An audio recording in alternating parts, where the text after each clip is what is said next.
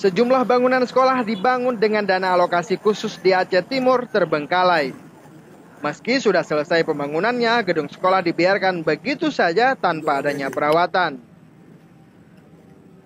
Seperti yang terjadi di SMK Simpang Ulim Aceh Timur, gedung sekolah dibiarkan begitu saja sampai ditumbuhi ilalang dan terlihat jorok. Kepala Dinas Pendidikan Aceh Timur Abdul Munir meminta para kepala sekolah untuk merawat bangunan yang telah dibangun tersebut. Dia mengaku akan menegur para kepala sekolah yang kurang peduli terhadap bangunan gedung sekolah. Menurutnya, sekitar 65 unit ruangan sekolah telah dibangun dengan dana bantuan pemerintah pusat itu dan telah selesai dikerjakan pada tahun 2014. Kita sangat mengharapkan dengan dana DAK ini yang telah kita berikan ke sekolah-sekolah yang ada di Aceh Timur, baik itu SD, SMP, SMA, SMK, bahkan SMK itu seluruh sekolah ada dapat.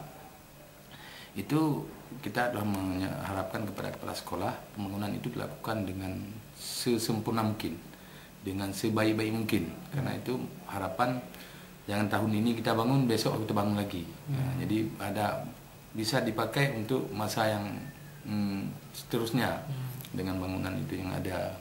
Karena kan tidak semua sekolah itu bisa kita berikan semua.